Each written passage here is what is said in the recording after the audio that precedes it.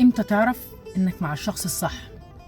الشخص الصح هيخليك عمرك ما هتسأل يا ترى انا اختياري ده كان صح ولا غلط، لان طول الوقت هو بيفك لك التشابكات والخيوط اللي في دماغك من ناحيته.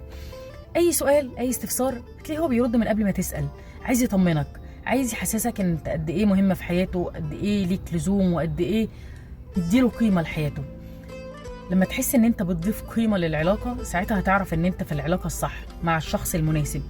لما تحس انك قادر تضحك، قادر تنور، قادر تكون على طبيعتك من غير ما تتجمل ومن غير ما تزوق في الكلام ومن غير ما تحاسب على الكلام عشان هيتفهم بالمعنى الغلط، لا بالعكس، حتى لو كلامك يحتمل معنيين دايما هيراعي حسن الظن، هيبعد عن سوء الظن عشان هو بيشوف ان الاختلافات اللي بينكم وارد تحصل، والخلافات دي ما هي الا دليل او سبيل عشان تقربكوا اكتر لبعض، عشان تعرف ساعتها ان ده الشريك المناسب اللي شريك باقي عليك، شاري خاطرك، مش واخد الخلاف عشان ينتصر لرأيه وقراره وان هو الأصح وان انا اللي لازم كلامي يتسمع في الاخر. بالعكس، هو من خوفه عليك بيبقى عايز مثلا يخليك تاخد بالك ان في حاجات انت مش هتبقى مركز فيها. عارف فعلا امتى هتتأكد ان انت اخترت الشخص الصح؟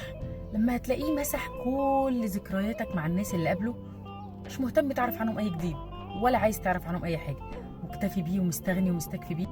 الشخص الصح لما بتشوفه هتلاقي عينك بتنور، قلبك بيدق، تحس انك اول مره تحب، اول مره تحس الاحاسيس دي عشان حد فاهمك، حد بينتشلك من افكارك ومن سواد العالم ومن الحاجات الكتير والتجارب السيئه اللي بتعدي بيها.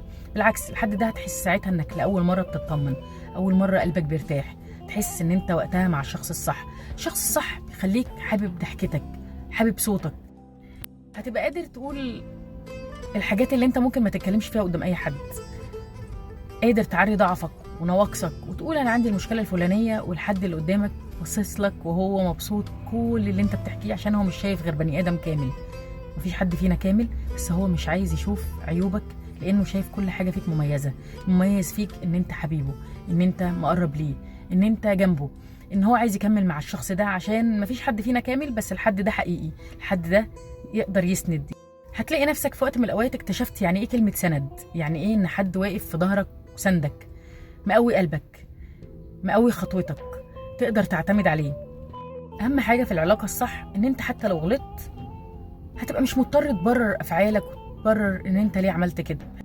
هتلاقي حد بيسمعك، بيشوفك بعين الاب، عايز يتقبل النواقص اللي فيك، هيتعامل معاك ان غلطك ده احيانا يبقى مش مقصود، هيتجاوز عشان المركب تمشي، مش عشان يبيعك ويسيبك او يحسسك بالدنيا وانه ليه افضليه عليك. بالعكس، الشخص الصح هيبقى عايزك دايما تشوف نفسك احسن حد في الدنيا.